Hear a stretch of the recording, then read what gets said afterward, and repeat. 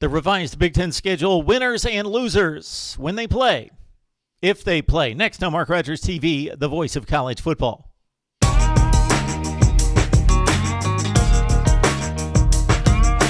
talk college football here each and every day at Mark Rogers TV, the voice of college football. Our aim is to become the best in discussion, debate, and analysis. Please like, comment, share the videos on social media. And, of course, subscribe so you know when we go live. Hit the bell, turn on the notifications, and you'll be all set. Let's break down the Big Ten schedule as announced a few days ago with the additional 10th game conference opponent for each team. And then also the schedule breakdown with a lot of oddities since the conference is trying to build in flexibility, meaning that actually weeks 1 through 4 are collapsible to a certain extent. There are bye weeks, there are collapsible weeks out of the 70 conference games played. So stay with me here. We've got 10 conference games times 14 teams. 2 teams participate in each game. So there are 70 conference games. 41 of the 70 are adjustable. Let's run down the additional opponent for each and every team in the Big Ten. For Ohio State, it's Purdue, and for Purdue, it's Ohio State. The other additional matchups are Michigan, Northwestern, Penn State, Illinois, Indiana, Minnesota played on October 10th. We've got Maryland, Iowa in Iowa City, Rutgers in Wisconsin, Michigan State in Nebraska. So what stands out to me there, Ohio State returns to West Lafayette where they've had less success on the road against Purdue, get this, than any team in the Big Ten. Ohio State has struggled more in Indiana taking on the Boilers in West Lafayette at Ross-Ade Stadium than they have gone to East Lansing or Camp Randall or, of course, the Big House and even Happy Valley. More issues at Purdue. I could go through the years. Let's see. Of course, they lost there in 2018. Rondell Moore went off, but the Buckeyes will not have to deal with Rondell Moore, who was opted out for the 2020 season in preparation for the NFL draft. Ohio State lost a game there in 2009, remember, en route to a Big Ten championship in the Rose Bowl. They lost in overtime against Purdue, a team led by Terrell Pryor. 2011 was, of course, the down season between Jim Tressel and Urban Meyer. The Buckeyes lost that one. 2011, a close game. I believe that was an overtime game as well. 26-23 with Braxton Miller at quarterback. Down times for the Buckeyes in Ross-Ade, going all the way back to Jim Everett defeating the Buckeyes in 1984 in a big upset of a top 5 ranked Ohio State team, 28-23. All right, let's get to the rest of them. I'm done with the history lesson. Michigan, Northwestern added. Keep in mind that the Wolverines play also Wisconsin, Minnesota, and Purdue. Those were their first 3 Big Ten Western Division foes, about as difficult as you can get. Wisconsin, Minnesota, Purdue. Add the Wildcats of Northwestern. They have played Michigan tough through the years.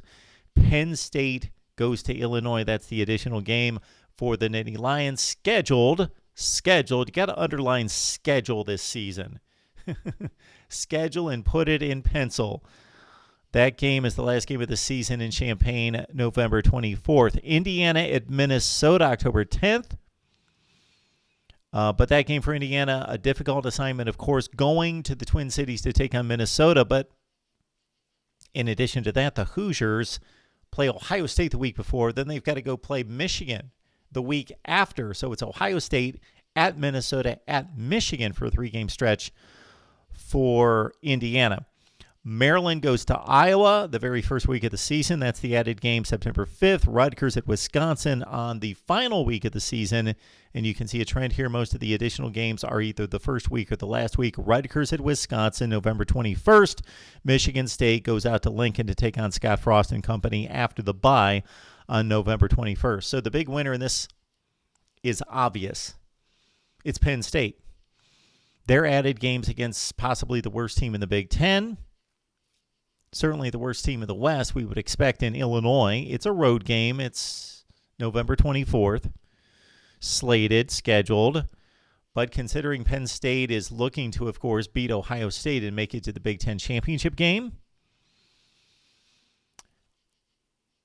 it should come down to the head-to-head matchup, as it has for now 4 consecutive years. But if there's a loss in there for somebody else, then Penn State, if there's a tie-breaking type situation, gets the advantage of the additional game against Illinois. That should be a win. It has to be a win for Penn State. So they're the big winner here. They get the easiest draw of the contenders in terms of an additional game.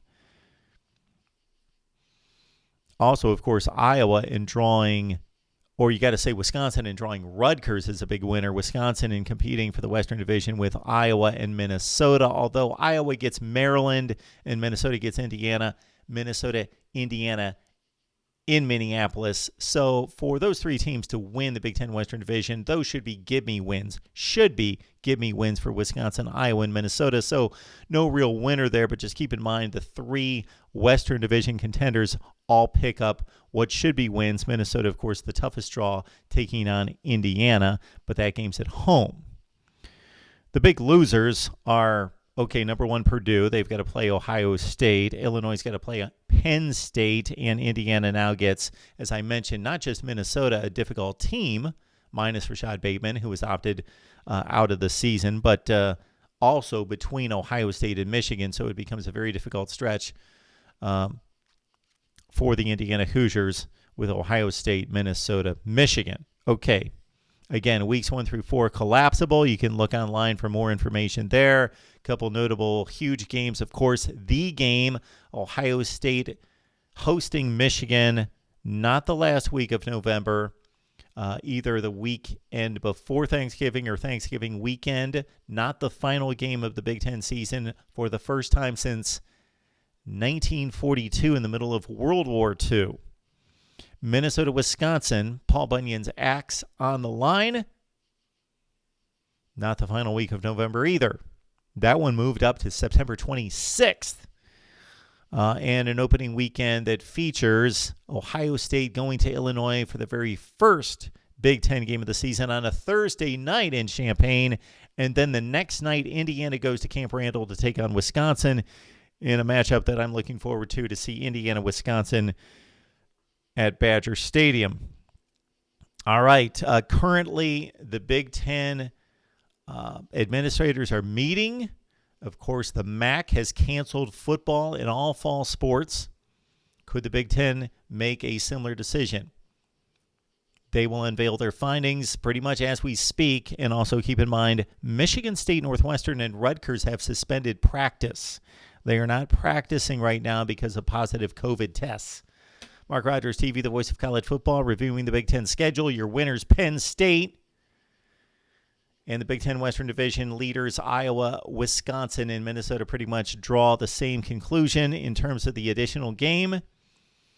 And again, the big loser in all this, Purdue, Illinois, and Indiana, and taking on tougher foes in that additional 10th game in the Big Ten. Leave your comments below here at Mark Rogers TV, the voice of college football. Share these videos out on social media to help us build the channel. Of course, hit that like button.